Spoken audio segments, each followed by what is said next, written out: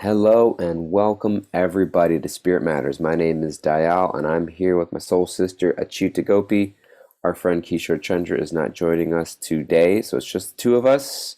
That's all you get. No partial refund. We're going to make it work as best you can. And we're excited to dive in. We just came off a weekend break and also we had, I think, a Friday break. Thursday, Friday, got a couple breaks, and then I wasn't there for the last one, so I haven't been here for a few days.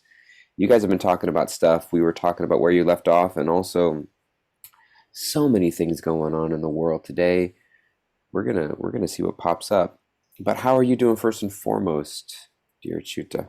I'm good. I was sick last week, but now I'm at like 88, 88%, 90% better. You're doing That's a great. good percentage to be at. Yeah. Yeah, beautiful, beautiful. Like, how Um, are you feeling? You almost sound like you're like trying to come down with something. Stop it. no, I'm coming off of something, so I'm on the upswing. I'm also at like 90%. My goodness. Yeah, because we're in we're in London here, and we were filming some courses and just kind of pushing it a little bit. And so that's why Kishore's not here.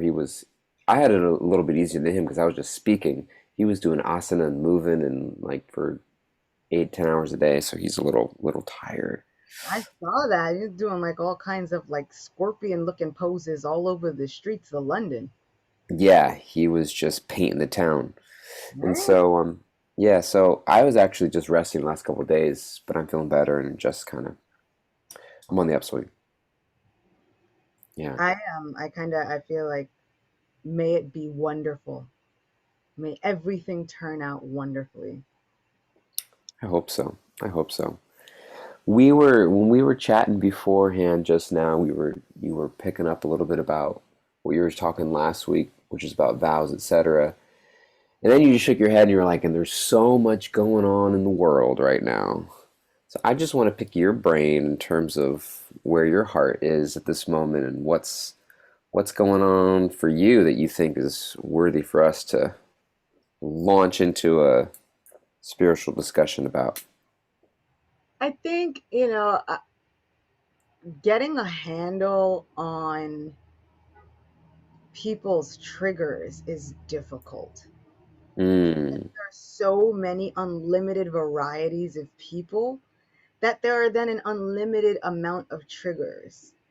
And so now I feel mm, like everything is a trigger. It's like, oh my gosh, that person breathed the wrong way and now I'm triggered and I am having anxiety for the like I and I've been seeing posts even from people I know and they're like I've been having anxiety all day. And so sometimes for me I'm like over that's what gave you anxiety.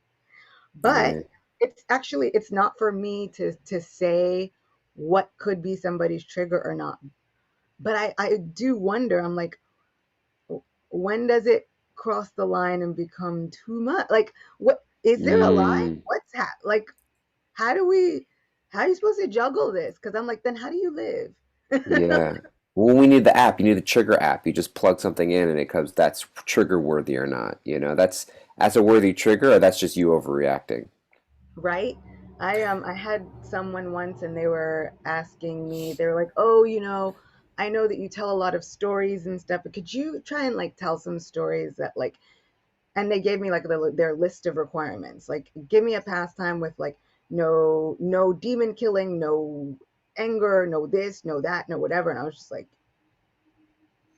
I don't know what to tell you because a lot of these pastimes are rooted in what happens in life, and a lot of these things happen in life. I don't know what to tell you. Yeah. I think that, I mean, it's interesting the word trigger itself because, I mean, well, how do you then, what I'm hearing you ask is this question of, does the word trigger, do we get a little trigger happy with the word trigger? And does it That allow us to sort of just kind of like, is everything triggering, or is there a set like, how do you define triggers and how do we get past them? yes, and not even just how do we get past them, but I feel like there's such We as people love to do this. Like, I'm triggered, and so now therefore it's your fault. You did Mm. something and that triggered me, and now my Mm. with it, I'm putting that all on you, and now therefore that gives me grounds to cancel you because I've been Mm. triggered by something that you did. Mm.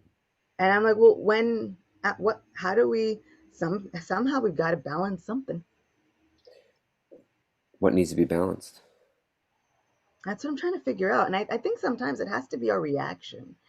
We have to Mm. understand that this world is a triggering place. Then it really actually behooves, as you know, we have our favorite that's our catchphrase word.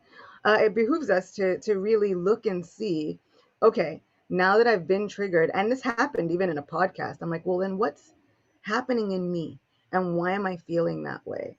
And I remember us talking about something and me kind of feeling a little bit like anxiety ridden in my heart, and then I actually asked myself, I'm like, but is it something they said, or is it my backup responses to other things that people have said? And now I'm putting all that on this situation Mm. where Doyle and Kishore, one, have no idea about any of that, nor did they mean it that way. Mm. Like, I'm like, it's that's on me to actually do some soul searching and to figure out, okay, where's this coming from? Let me be conscious of this self. And then let me figure out, okay, now what do I do with that? How do I adjust my life or function in the realm of the living? Yeah. Almost like triggers aren't just these excuses for certain types of behaviors, but rather they're roadmaps or road signs that point us towards things we need to look at more deeply. And that if we just blame the trigger, I always, I've been saying a lot recently that nobody ever overreacts to anything. People say, "Oh, you overreacted," because because if you're not reacting to what you're seeing, you're reacting to a memory or something that's not there, but that you believe is there based off of what you're seeing. That's what the trigger almost is igniting a memory of something else that you're transposing into the current situation. And you're reacting to that. You're not reacting. So when somebody just, you said, breathes the wrong way, and then all of a sudden, like they're having this huge reaction. They say a lot of times in 12-step programs, if it's hysterical, it's historical, meaning that if there's like this large reaction, then it's something from the past, from history that you're actually reacting to. So that's what you're reacting to. So it's like, if people say like, oh, you see a shadow in the night across the way and it's just a coat hanging in your closet and you react, you say you're overreacting, but I'm not reacting to a coat in my closet. I'm reacting to a big scary monster that I think is there. And that's an appropriate reaction to if a big scary monster was there. Or, somebody who has like sexual trauma in their life and they're with a partner and he reaches over and grabs her hand and like she flips out. It's like, you're overreacting. It's like, well, the fact that somebody's just politely touching my hand, that would be an overreaction, but I'm not reacting to that. I'm reacting to the feeling that someone's attacking me, that someone's Yeah. coming to abuse me and hurt me and do something wrong to me. And so it's like the quote unquote overreactions are really reasonable reactions to what our subconscious brain thinks is actually happening. Mhm. And we have a choice to either just live with that and think, okay, well, that's just how it is, or people just need to not trigger me, people need to be careful about their triggers, etc. And through the process, I actually be looking at those triggers as road signs, as road maps towards something that tells me information about myself of that maybe needs to heal or be looked at or worked on, so that, because I don't think you have to live with triggers forever. And I don't think you should. And, Yeah. so, I mean, just to, like, blatantly put it into context, big thing, Will Smith slapped a man. He slapped the crap out of him. He slapped a man. And the world saw it immediately, and the memes were immediate. That I never seen the internet work so quickly. But I kind of, I think it goes into a broader thing because there are a lot of people who get triggered by the Ramayana as a whole. Hmm. And they get triggered by the treatment of Ram towards Sita, the treatment of society towards Sita. All they get triggered by a whole bunch of things. I hear it all the time. And a lot of people will tell me, no, this is triggering. And I'm like, well, what actually is happening. Because what did Ram do to you? Nothing? Okay. Now let's figure out now what the actual trigger is coming from. Now we've got other people who may have done things, but also maybe not in the name of Ram. And so people get triggered by spirituality. I'm triggered by spirituality. And I'm like, but not by Jesus. Jesus didn't do the things to you. Other people Mm, did. And I think it's so important for us to realize that and then sometimes separate that. Separate our triggers, mm, who is doing what, and if it is actually even happening to us, what is actually going on behind the scenes. Like I feel like there's all these greater karmic conversations happening. And if you come in at the end of it, you can take sides, and I do hear a lot of people taking sides. Violence is never the answer. I'm like, well, never, because there are some times that you want somebody to respond with force. mm, If there's somebody and they're barging in and then you call the police, sometimes you want them to respond with force. But I thought you said it's never the answer. Like we have to be careful of those like blanket terms. And I'm like, so then when it sometimes you're okay with the violence, you see it as necessary. mm, And that, but then sometimes if you don't deem it as necessary from your own standpoint, looking at it from our tiny view of experiences, then I'm like, how did that make that the standard and the judge of what is acceptable? And mm, so, yeah, I kind of, I've seen so many things about like, oh, how this person should have handled it, how they should have done it, what they should have done. And I'm like, but none of us are in that person's shoes, dealing with yeah. what that person deals with every day, dealing with what they see behind the scenes. Like, as Mm, a person who deals with traction alopecia, mm, I get it. It's extremely sensitive. It's something that is it's and for a woman, the state of their hair always somehow affects like everything. Their mm, mother's life, their ancestors' lives, their life, their political affiliations, their identity affiliations. Like all of a sudden it calls into question so much. And so, I sometimes if you're not thinking about it like that, and if you're kind of just thinking about it as this, it's easy when we're standing back, just like it's easy in Ramayan to call the shots and say, Ram was a bad person. He had to mm, go to the forest. He made his wife go with him. All this stuff happened. And then at the end, he like kicks her out. She has to go back to the forest and all of these things. And I found some really cool answers for a lot of the things that people find triggering. But also, I'm like, you do realize that she is the goddess of fortune, mother of the universe. And no one can make her do anything she does not want to do, even in the scope of a Leela. If we look mm, at being kidnapped by Robin, she fully understood what she was doing because this demon had to go. mm, And Ram was a person who did not believe in excessive force. He wanted to avoid war at all costs. He really wanted to try it, but it wasn't possible.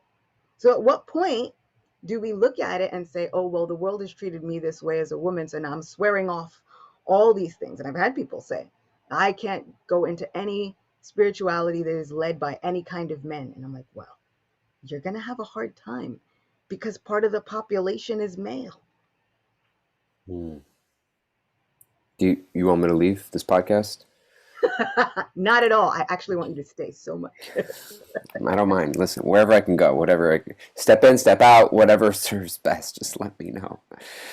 Um, we have a community care team here at the Bhakti Center Side Point, and it's primarily women, and then there's one man on them, but he's not a white. He's Indian. He's not a white man. And I was on there, but I'm just kind of filling space until somebody else comes to fill a certain role.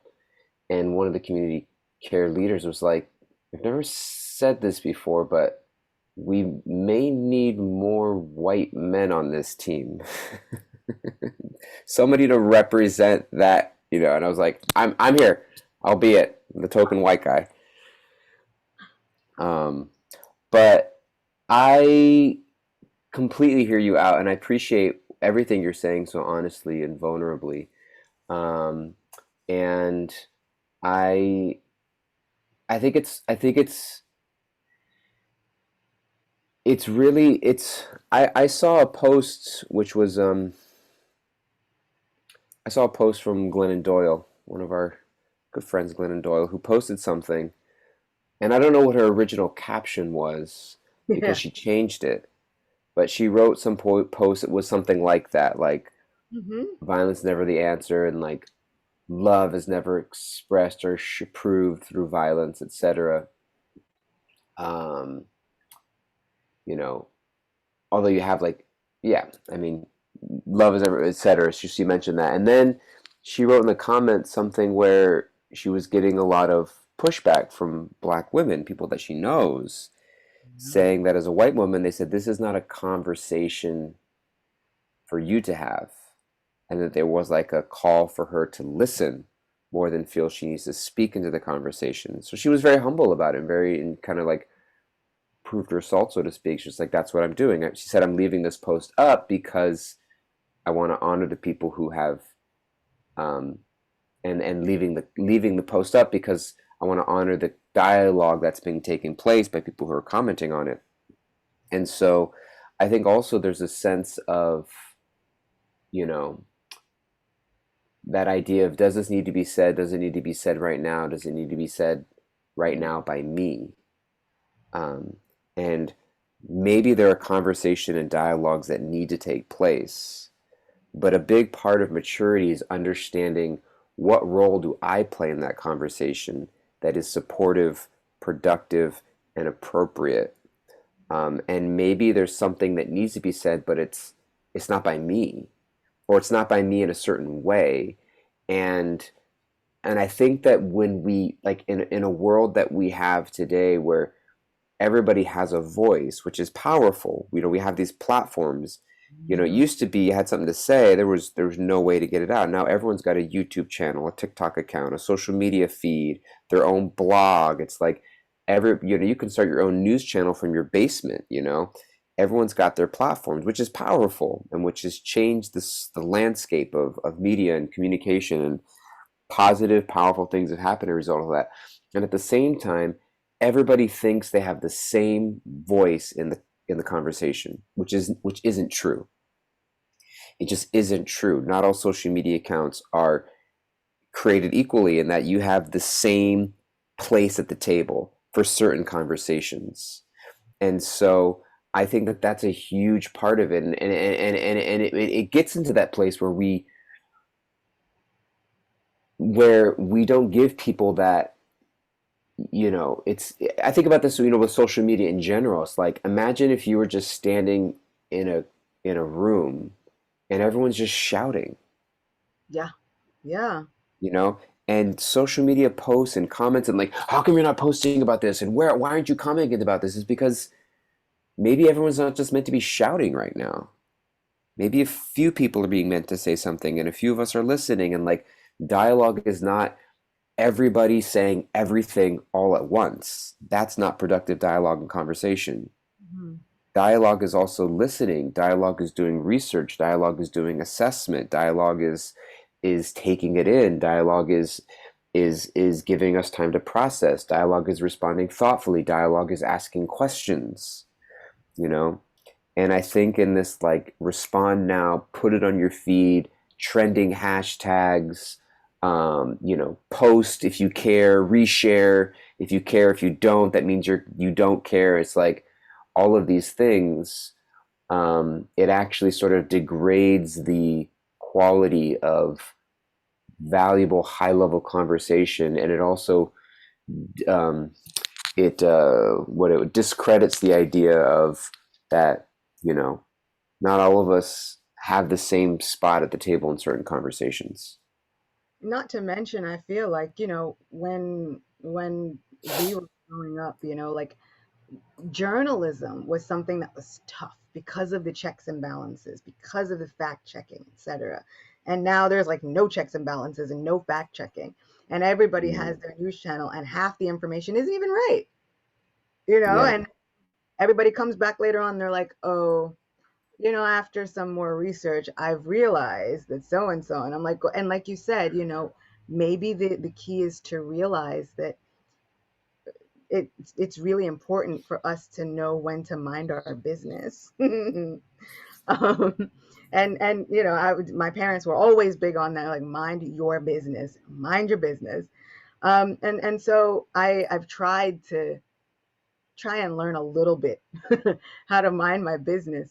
And Srila Prabhupada would even say, he's like, you never know how intelligent or not a person is until they start speaking a lot. As long as they're quiet, they look like the most intelligent person in the room. It's fine. Then they start speaking. You're like, oh, that's what your thought process is like. Yeah. Oh I blew my cover a long time ago. no. But yeah, I think, like you said, this is part of the maturity. Um, and it is really a growing maturity internally of knowing, is it necessary for me to speak? Because one interesting thing that she brought up was like, she's like, Yeah.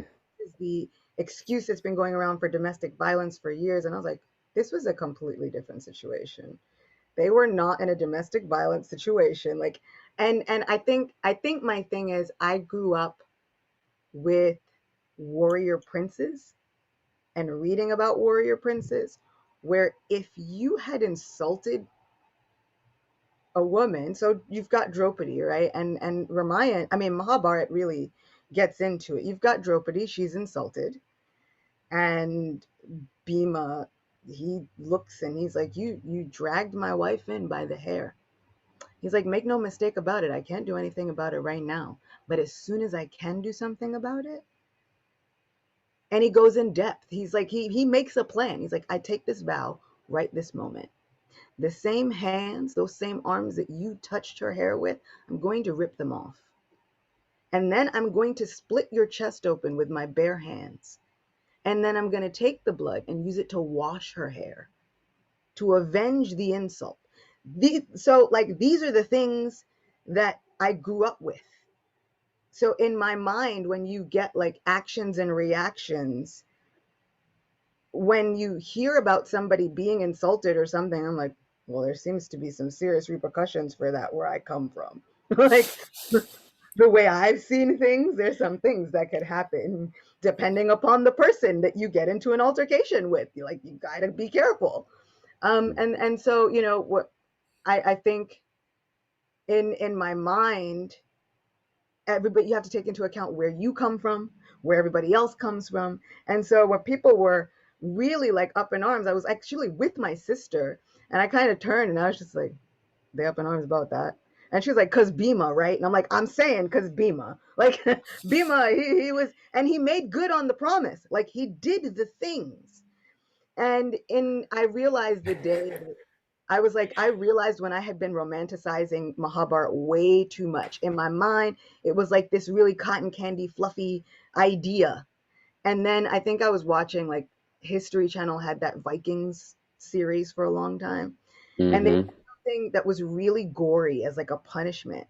And all I could remember thinking was, oh, snap. Like, that's more kind of like what Mahabharat was like.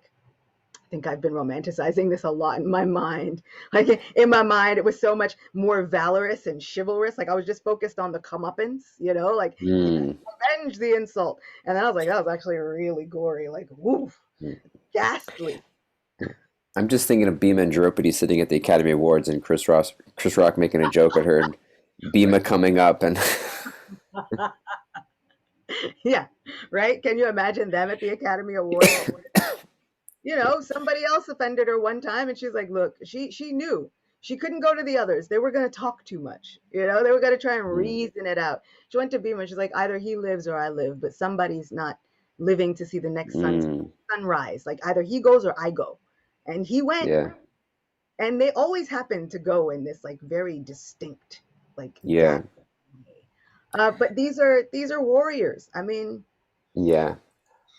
I'm thinking also that's in the idea of like of judgment.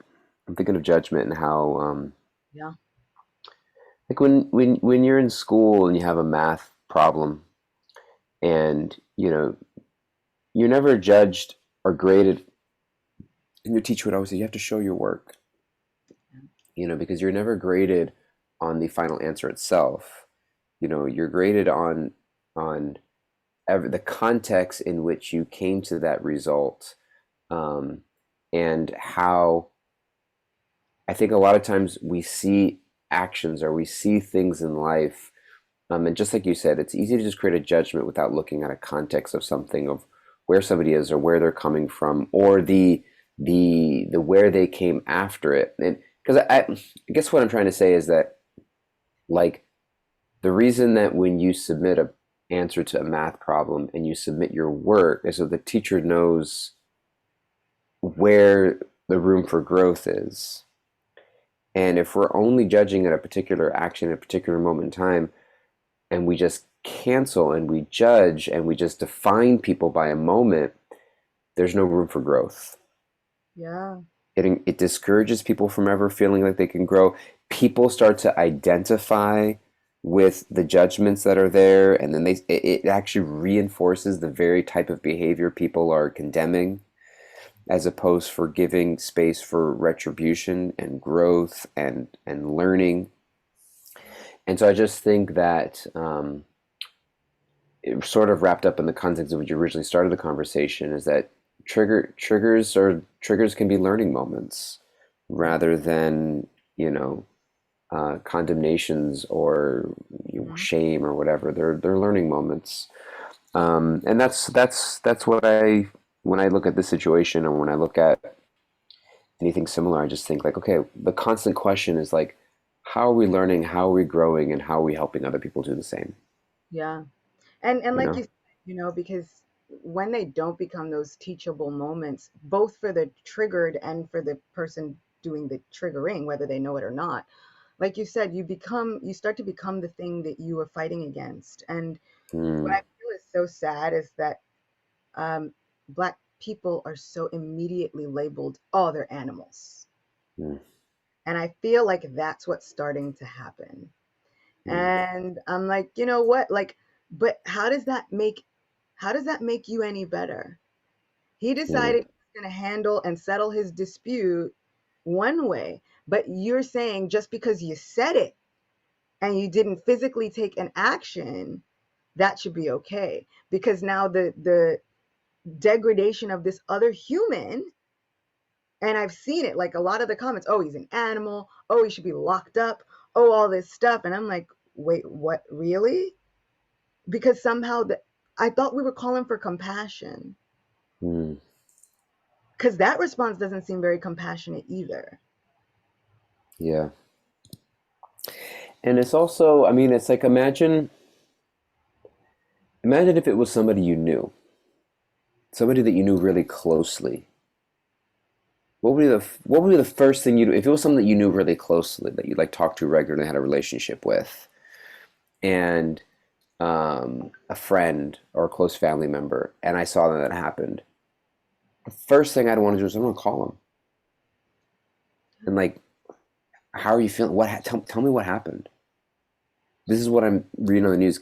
Tell me what happened. Like, I want to know, like, what was going through your mind, like, what was happening, like, talk me through it. Anytime anybody that I know personally, I see something, I hear something, I hear a telling of a story, and or whatever it is. It's like, okay, well, like, and obviously, like, we have tapes, you can see what happened, but it's just like, I just want to hear you out, Hmm. you know, because that's what I would do to a friend who, before, like, you know, Yeah, making and my own judgments, but it's like, and with celebrities, it's like we just forego that whole process. hmm yeah, it's like they're not real people. They They're not only real people. for our entertainment purposes, and beyond the scope of that, they're not people with emotions or allowed to have emotions. Because what everybody said was, oh, but he's a comedian, it should be fine. And I'm like, except for, where's the line? Why do we think that we should be able to say any and everything? And then Yeah. everybody gets away with it. I think there should be Well, conversations on both sides. yeah, and when you said they're not allowed to have emotions just for entertainment purposes, it's like we treat them like animals, Yeah, and therefore we call them as such. right? Yeah. And we really do. And I've found this even in my small little realm of whatever, people they expect a certain thing from me. Like, well, I expect this because I feed into this notoriety around you, and so now you should give me. There's this false idea of some built up relationship that's actually not there. Mm, yeah, 100%. Thank you so much for the keeping it real, bringing it up. Kimberly, what we taking away today? Be careful what you say because we're gonna Don't judge you for it. people in public. Be careful with these takeaways, Kimberly. Today I'm taking away seeing my triggers as informational roadmaps, directing me towards what I need to heal or work on. Triggers can be our teachers. Mm, beautiful, beautiful. Thank you. And what's something you're taking away, Chuta? What are we taking away personally? Yeah, definitely. Taking a good look at those triggers and then figuring out, now how am I going to navigate in this world? Because it's not all cotton candy and rainbows. I wish it were, but it's not. And I'm going to have to navigate this place. And so, like you said, yeah, these triggers are such a good roadmap, and especially for ourselves. Yeah.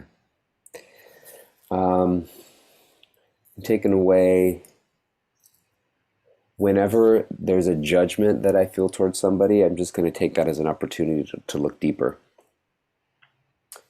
I want that to be kind of something that I'm taking away, thinking of the ways I judge people from afar. Um, Let it be an opportunity for me just to look a little bit deeper. Mm. I love you guys. Thank you so much. Please be well. Take care. We're taking a break the next 2 days, Tuesday and Wednesday, because Kishore and I are traveling a little bit, and then we're landing. We'll be back with you live Thursday and Friday this week. But Tuesday and Wednesday, we're taking another short little break. Please be in touch from the Rise platform. Share with us what's going on, questions, reflections. Would love to just hear from you anytime. Until then, be well. Take care. Bye bye, everybody.